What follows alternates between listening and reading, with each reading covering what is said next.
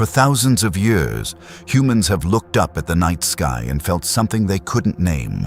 A pull, a wonder, a quiet sense that the universe above is not indifferent, that it is watching, shaping, maybe even speaking. Two celestial bodies have always commanded that feeling more than any other. One is distant and ringed in mystery. The other hangs close, pale and familiar, lighting our darkest nights. Saturn and the Moon. But what if they are more than objects in the sky? What if they are part of a hidden system, one that shapes human consciousness from the inside out? This is the idea at the heart of the Saturn-Moon matrix. It is not a new idea. Ancient cultures didn't just observe Saturn, they feared it. In Roman mythology, Saturn was the god of time. In Greek myth, he was Kronos, the titan who devoured his own children rather than be overthrown by them. Think about that image. Time consuming everything it creates. Civilizations, dynasties, people, nothing escapes. And across cultures, Babylonian, Egyptian, Hindu, Saturn was consistently associated with the same themes: restriction, authority, order, and the weight of the law. Not the warmth of a king, but the cold inevitability of a judge. The moon carried a different energy: cycles, emotion, the tides of the human psyche. Modern science confirms that the moon affects ocean tides, circadian rhythms, and sleep. Some studies have linked lunar phases to shifts in behavior and mood. But the Saturn-Moon matrix theory goes much further. It proposes that the moon doesn't just reflect sunlight. It acts as a relay station, receiving and amplifying signals from Saturn and directing them toward Earth. Signals that shape human perception itself. The moon, on closer inspection, is a strange object. It is unusually large relative to Earth, far larger than the moons of other comparable planets. It rotates at exactly the right speed to always show us the same face. During the Apollo missions, seismometers left on the lunar surface recorded what scientists described as the moon ringing like a bell after impacts. These are real, documented anomalies. And while mainstream science has explanations for each of them, they remain the kind of facts that make a curious mind pause. Saturn is no less strange symbolically.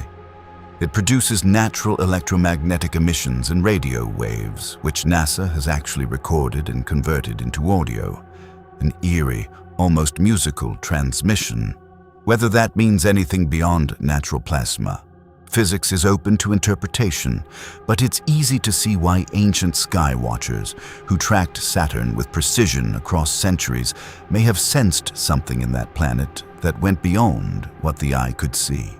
One of the most persistent symbols connected to Saturn is the black cube. It appears in Jewish tradition with the tefillin. It's present in Islam with the Kaaba in Mecca.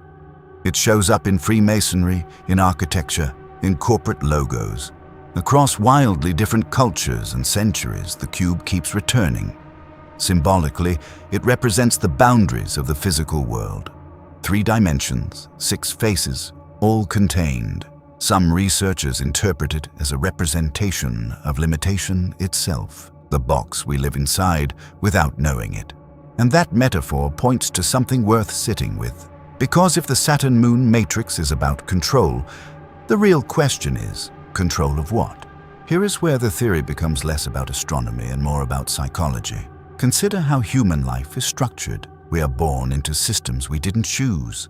Families, nations, religions, economies. We are taught what to believe before we are old enough to question it. We are sorted, scheduled, and measured.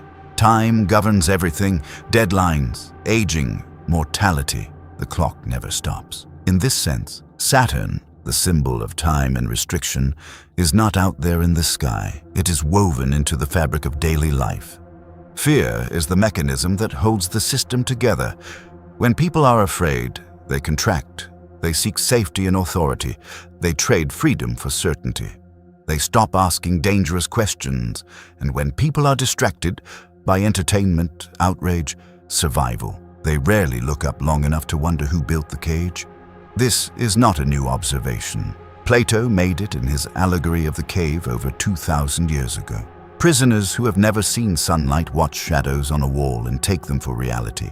The shadows are all they know, so the shadows are all they believe in. The Saturn-Moon matrix, in its deepest interpretation, is simply a modern name for that cave. Ancient traditions from India, Egypt, and Greece all described the physical world as a veil, an illusion called Maya, or the demiurge's creation, or the world of appearances. They taught that the mind, left unexamined, will accept its chains. Liberation, in every tradition, began the same way, with awareness, with the willingness to look directly at what has always been there, unseen.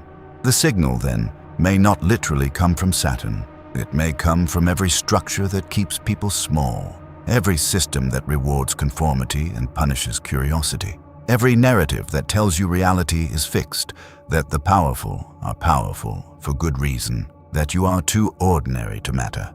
The real transmission is the one we broadcast to ourselves.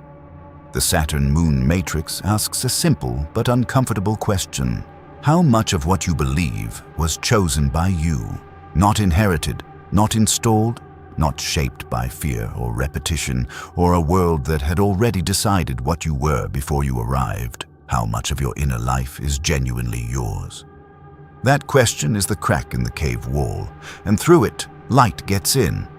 Whether this theory is literal cosmic architecture, ancient symbolic wisdom, or a psychological metaphor, it points to the same truth. The greatest prison is the one you cannot see. And the first step to freedom is simply to notice it. The sky above has always been asking us something.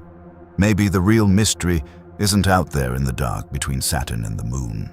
Maybe it's here, in the space between who you were told to be and who you actually are. That gap is where awakening begins. If this made you think, if it cracked something open, even slightly, then you're exactly the kind of person this channel exists for. We don't do surface level here. We go deep into the questions that most people are too distracted to ask. Subscribe so you don't miss what's coming next. And if you know someone who's ready to start questioning the reality they've been handed, share this with them. The conversation starts with one person willing to look up. We'll see you in the next one.